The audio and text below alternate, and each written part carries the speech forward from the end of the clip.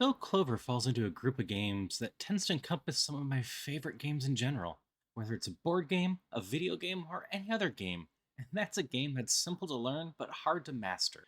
To play, each player is given one of the Clover boards, a marker, and four cards to be placed randomly on their board. When you set up your board, it should be done without the other players seeing your cards. But for the purposes of showing examples of boards, I've placed them all in one area. After you have your board all set up, all you need to do is look at the edges of your clover and write a single word that connects all the words on that edge. Every player does this at the same time. Once you have your words, remove your cards, add a fifth card from the deck, and shuffle them up.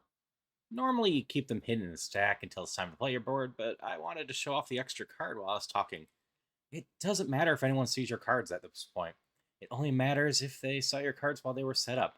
It's important that people don't know the layout of your board beforehand or what your extra card is. When everyone is finished, you pick someone to go first, and perhaps you offer up your card. The other players then work together to try to rebuild your card using the words you wrote down as clues as to how to place the now five cards they have. During this time, you can do nothing but watch and hope, which is far less boring than it sounds. So, for the example card, they perhaps would have tried to place your clover back together like this. In So Clover, there's up to 2 rounds of guessing. If the group gets it correct on the first guess, congrats, you get 6 points. Otherwise, you get 1 point for each correct card. In our example, they only had 2 cards correct, so as the active player, you remove every incorrect card. And that's the only extra information they get before they get to try their second guess. After the second guess, you note the score and continue on to the next board. A game of So Clover is just going through everyone's clover, and at the end, you can add up the score and compare it to the game's rankings for how you did, though we usually ignore that part. So, yeah, it's simple, it's cooperative, and it's pretty much always been a hit when I've pulled it out. And it's far from a cakewalk. You see, often the edge words just don't go together very well, so you have to go for a stretch to try to connect them, making it difficult for others to piece them together. Not only that, but some of the cards contain similar words on multiple sides that can lead to people trying to use those words for your clues if you don't keep them in mind.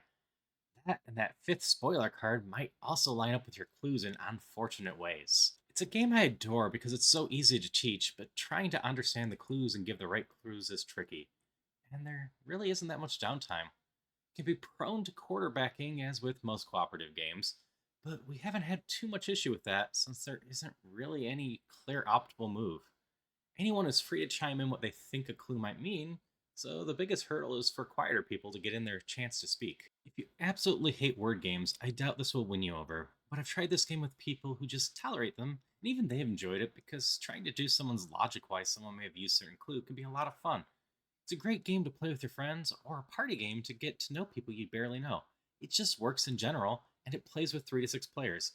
Since it's a lighter game, it also won't break the bank as it retails at $25 and tends to be able to be found for a bit less than that. Now, I do want to be clear with a few flaws of the game, as while I love it because of how hard some of the word arrangements can be to come up with a clue, sometimes some players will take a lot longer to fill out their board than everyone else, which not only leaves everyone else with nothing to do, but if you're the player struggling to come up with their clues, puts a lot of pressure on you to finish quickly. It's a fun party game, so you shouldn't really take it too seriously, but sometimes it's hard not to feel pressure even in the most relaxing situation when everyone else finished in like a minute and you're still sitting around 5 minutes later, coming up with a clue because your words are stupid. Also, sometimes when trying to figure out a board, things can lead to a decently long debate about where things go.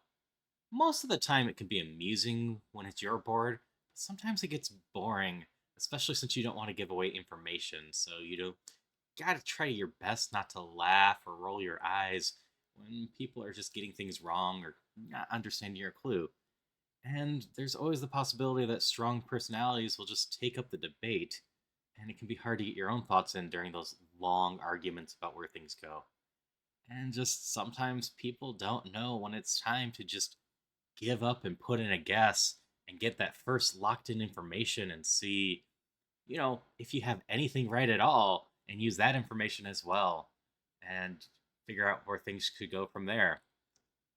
Basically, just sometimes it can drag on a little bit. It's pretty rare, but it can happen if your group just isn't willing to lock in a guess. That all being said, we typically just have a blast. Those issues tend to be pretty rare, In our group, if people are taking a while, we usually just casually chat or play on our phone. It's not a big deal, don't pressure anyone. Speaking of phones, it can sometimes be hard to remember the placement of your cards. Don't be afraid to take a picture of your Clover so you can remember, especially when playing with a larger group, as it can be a while before it's time for the big reveal of your board. But yeah, if you can enjoy something that's easy to learn, that's working together with your friends and just having a good time, I recommend So Clover. It's one of the games that my friends often request I bring over, or at least used to, because most of them ended up buying their own copies because they ended up playing it with their family and other friends as well, because it was super easy to teach that even non board game players can learn it with ease. It's cheap, it's fun, and it's an easy recommendation from me. That's why I made a review for it. If you pick it up or if you've played it before, I'd love to hear stories about how it went for you in the comments.